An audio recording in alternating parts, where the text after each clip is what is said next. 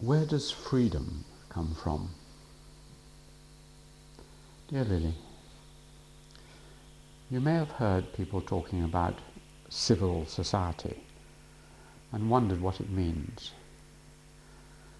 The talk is of exporting this idea to places that formerly lacked it, namely the communist zones of Eastern Europe, the former Soviet Union, and China.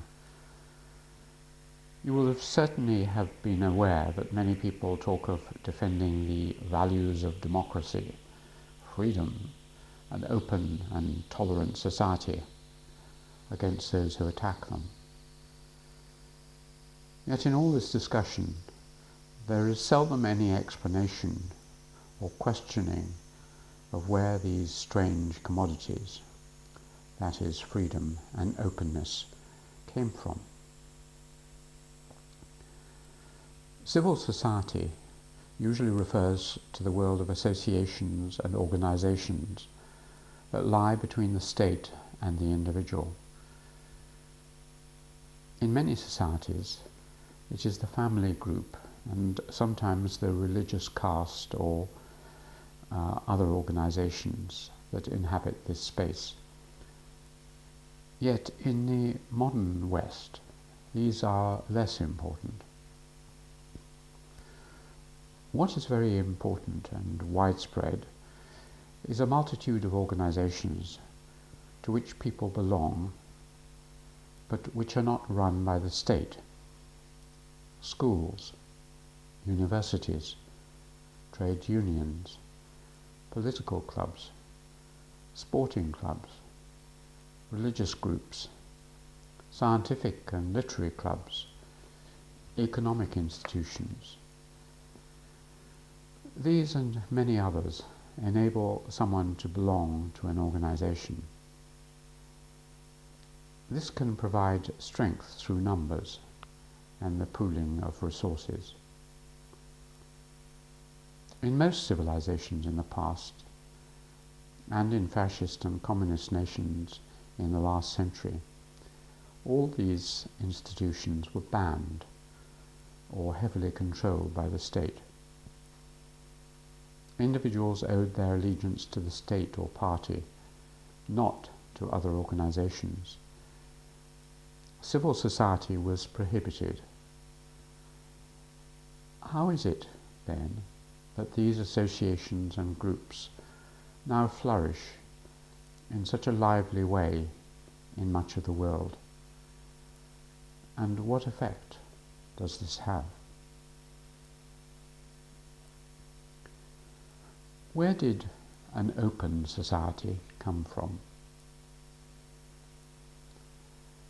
The revival of Roman law, which spread over all of continental Europe between the 14th and 17th centuries, brought with it a homogenizing, flattening tendency. This set almost all of Europe on a new path. Yet, during this important period, England retained its ancient Germanic originating common law system. At this time, a legal accident occurred in England that was to change the world we live in. Lawyers were, as ever, trying to find a way around a tax regime. When a wealthy man died, his landed property, granted to him by the king in accordance with the strict feudal system, was forfeited back to the crown. In order for his heirs to reclaim it, they had to pay a heavy death duty on their estates.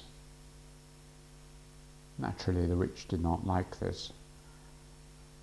Their legal advisers saw that the problem could be avoided if they made the man at his death no longer the owner of the property. If he did not hold the property at death, the crown could not seize it and insist on a tax before it passed on to his heirs. So the lawyers invented the device of the trust. A group of friends of the property holder were chosen, and the estate was legally conveyed to them. They held it in trust for the use of another. It was legally theirs to do what they liked with, but the owner trusted them to pass it on at his death to his heirs and to carry out his wishes in whatever way he had privately told them. The trust created a strange and anomalous thing. Trustees were appointed to work together to hold and administer property and to take collective decisions. The trust had a name, a separate existence, a body that existed through time. So it was technically a corporation. That means a body, from the Latin corpus. Yet it had not been set up by the state.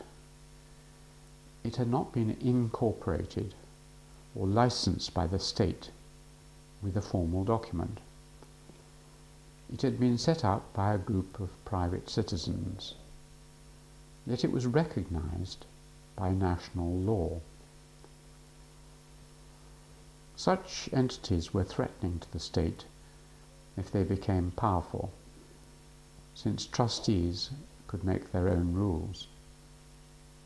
Trusts also allowed citizens to work together and create alternative loyalties. Consequently, they were banned during the French, Russian, and Chinese revolutionary periods, and by Mussolini and Hitler.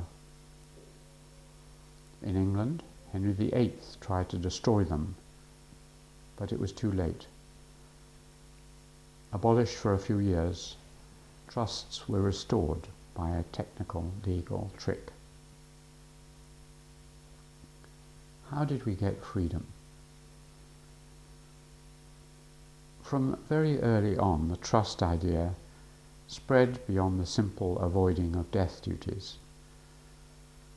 The idea provided a device that could be used for any need. In the field of economics, any group who wished to set up a mutually supportive, private, non-state entity could now do so. Whether it was a great trading organization, such as the East India Company, a bank or insurance company, such as Lloyd's, or even the stock exchange, the device of the trust was at hand. Much of Britain's success came from this form of organization. The United States has widely used the same idea as the foundation of the mighty trusts and corporations that now rule the world. In the religious sphere, the trust sheltered the growing independence of the Protestant Christian sects. Without the ability to set up meeting places and independent organizations provided by the trust, the Quakers, Baptists, Methodists, and other religious nonconformists could never have flourished. Much of what we call religious liberty was made possible by this device. Without it, in certain Catholic countries, the Jews, Masons, Lutherans, and others were persecuted almost to extinction. When the state becomes more powerful, it does not usually tolerate rivals. The growth of parties and of political clubs and organizations grew out of the trust concept. The early clubs of the Whigs and the Tories in England the later clubs and associations of working men, the trades union movement, all were based on the legal device of the trust.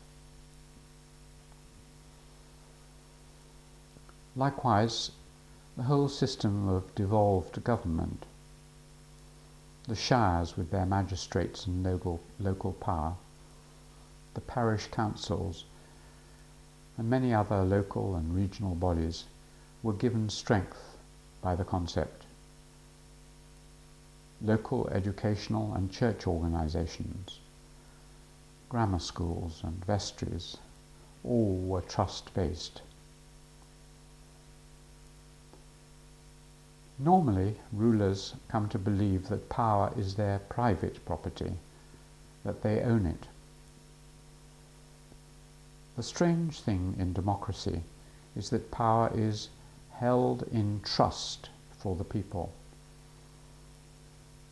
The present rulers are trustees.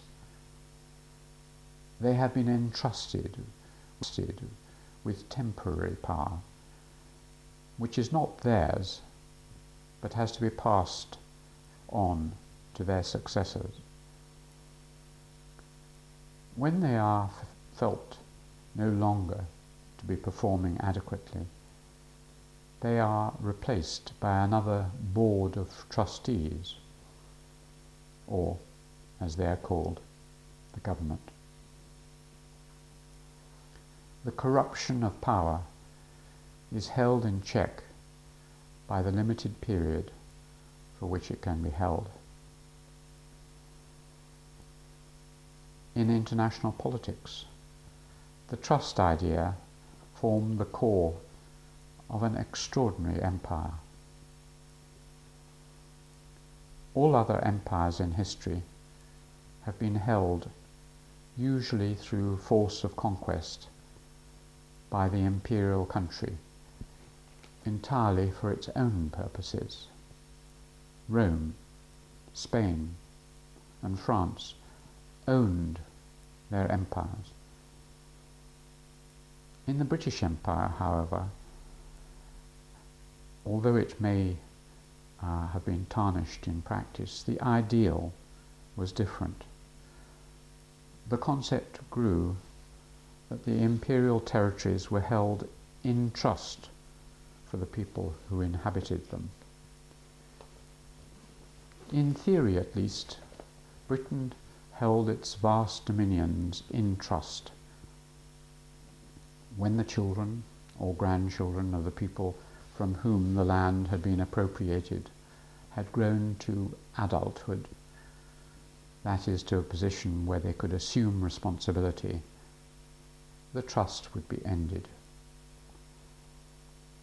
Thus the idea was that wealth raised from different parts of the empire should, as in a trust, be put back into the trust for the future welfare of those on whose behalf it was held.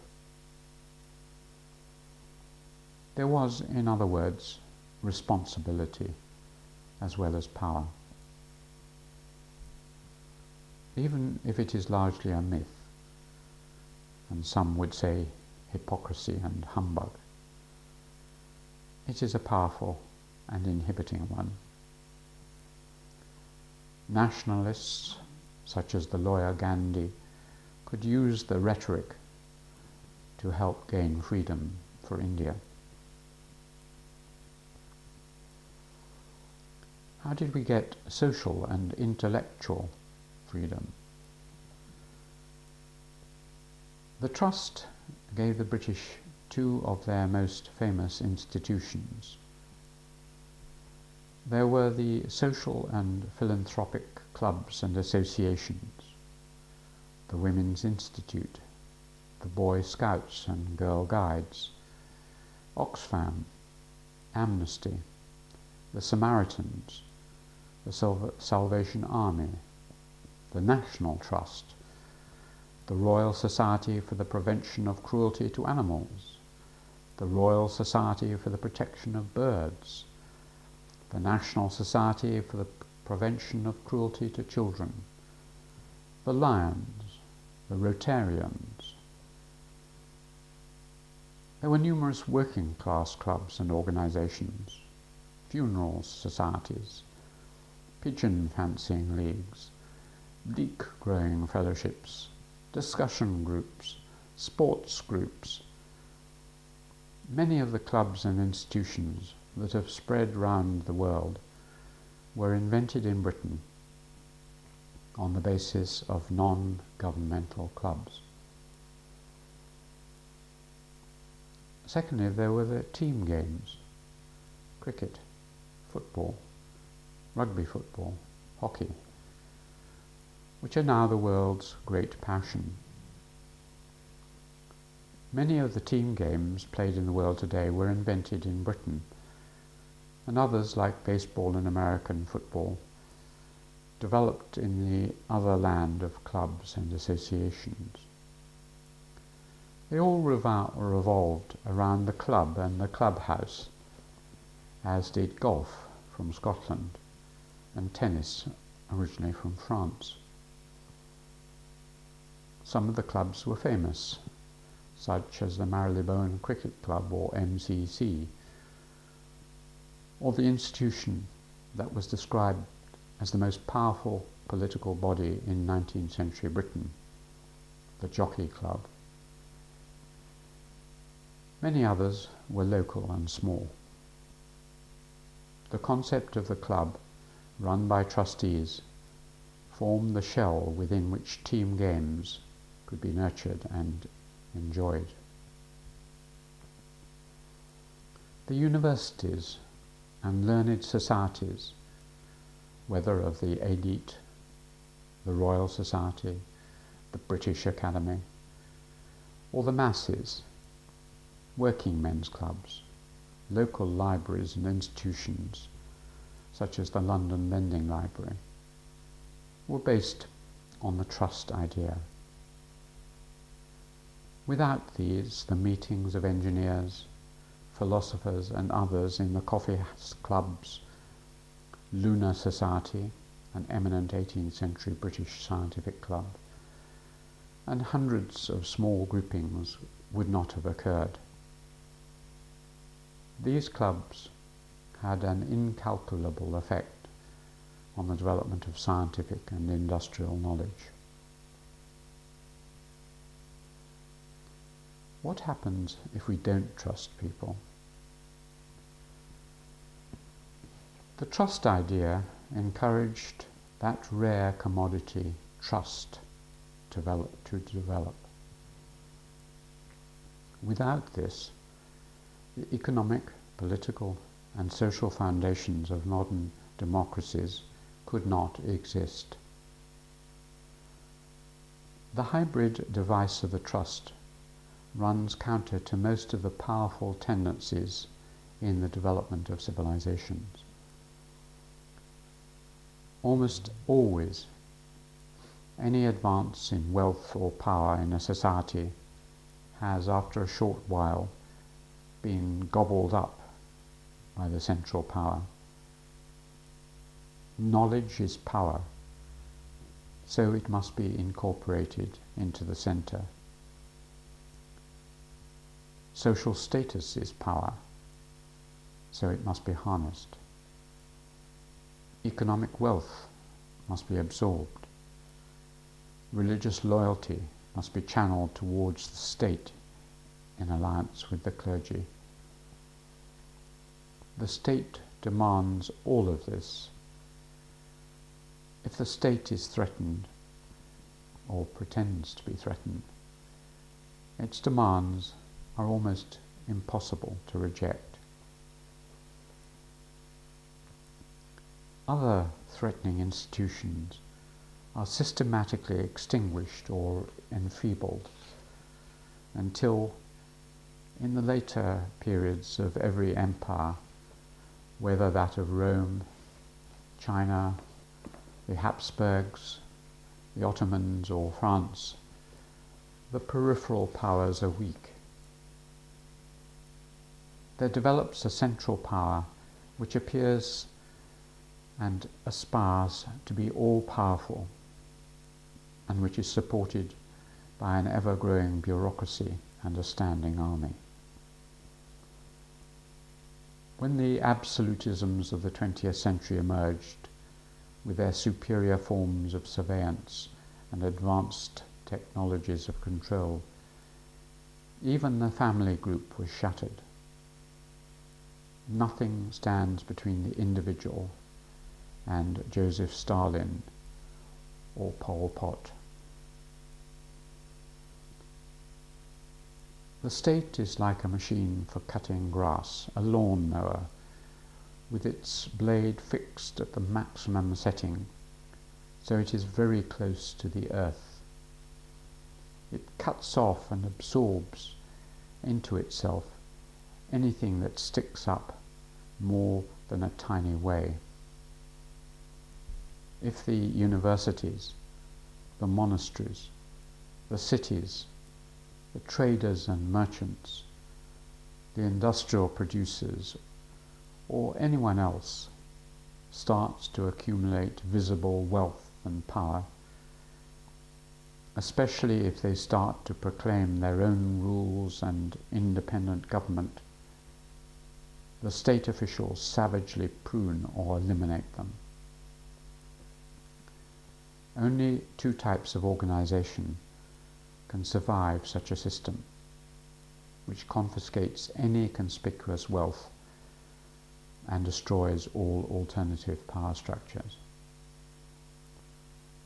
One is the secret, banned organization whose members hide from the state, the mafia, the yakuza, the triads, and even in a somewhat different way the Masons, are formed into a negative existence as a black or inverted civil society.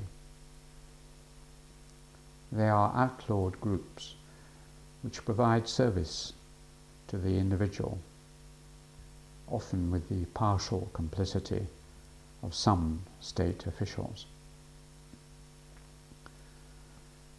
The other survivor is the thick, flat, entangled, low-level cover of strong family links.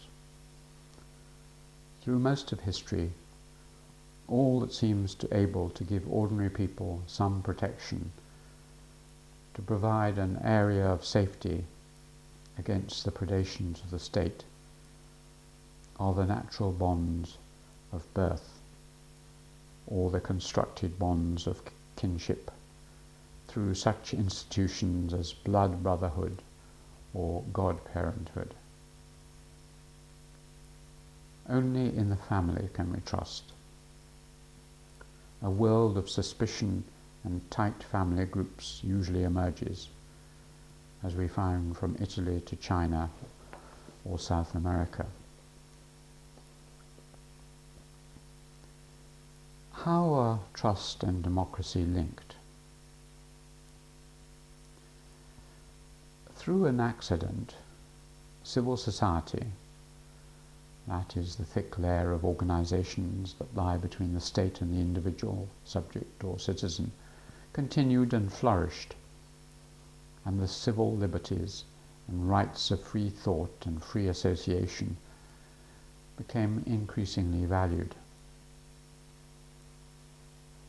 Such a flourishing of civil society and alternative centers of power had, of course, happened before in history, as in Athens in its great period, or, for a time, in the Italian city-states. Yet in most cases, the experiment had been small and short-lived.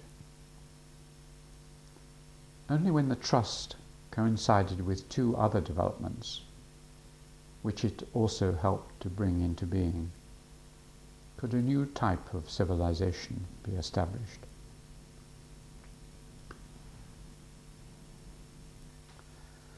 One of these was a new way of obtaining reliable knowledge about the natural world, the scientific revolution. The other was a new way of harnessing that knowledge to generate new power and wealth for humans, the Industrial Revolution. When these two were joined with the trust, they developed a powerful form of political and social system, which we have often termed the open society.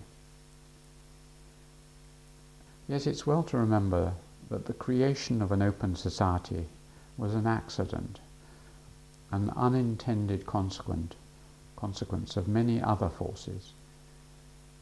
It was not the result of superior virtues or intelligence on the part of people living in one part of the world. We should also remember that it is constantly under pressure from forces from both the left and the right. The danger of the lawnmower blades being set too low and stifling all independent power, communism, is matched by an equal danger from rampant capitalism. In several parts of the world at present, the blades are set so high that vast wealth is accumulated in private hands, and the whole nation suffers as a result of overgrown corporations and obscenely inflated private fortunes. So there is nothing to suggest that a vibrant civil society will continue indefinitely. It does not take a great deal to erode it, or even to snuff it out entirely. Throughout history, we have seen strong tendencies towards centralization and the erosion of lower level liberties. Some see them today behind the activities of the advocates of increasing European centralization and integration. Even more ironically, those who are most vociferous in their condemnation of assaults on the open society by terrorists and others often slip into an attack on the very civil institutions such as the media or the due legal process that they claim to be defending. They can act unwittingly as the very agents of the enemies of the open society.